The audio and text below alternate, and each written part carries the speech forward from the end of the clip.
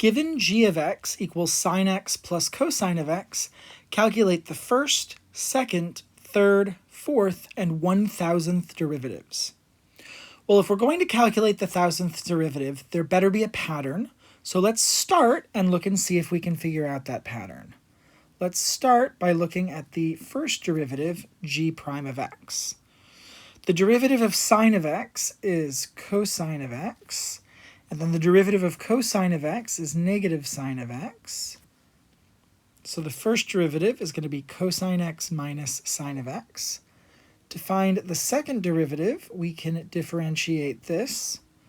The derivative of cosine x is negative sine x, and then minus the derivative of sine of x is cosine of x, but we also have to keep that negative there, so it's going to be minus cosine of x.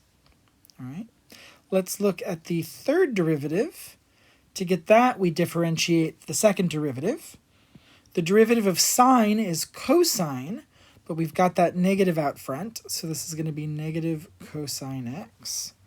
And then the derivative of cosine is negative sine, but we've got a negative out front, so the opposite of a negative is a positive. So this is going to be plus sine of x. All right. Let's look at the fourth derivative of x. The derivative of cosine is negative sine, but we've got this other negative there, so the opposite of a negative is a positive. So we've got sine of x plus the derivative of sine is cosine, so we've got plus cosine of x. And what's happened is we have cycled back and gotten the original function again. Once we've taken the fourth derivative, we end up exactly where we started. So the fifth derivative is going to be this, and then the sixth, and then the seventh, and then the eighth derivative is exactly where we started. And then the 9th, 10th, 11th, and 12th derivative is exactly where we started.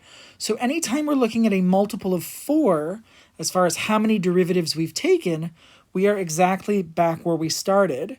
Now, if we look at the 1,000th derivative of this function, notice that 1,000 is a multiple of 4, so we will have cycled through this over and over and over again, and again ended up exactly back where we started. And so the 1,000th derivative, just like any multiple of 4th derivative, is going to be the original function sine of x plus cosine of x.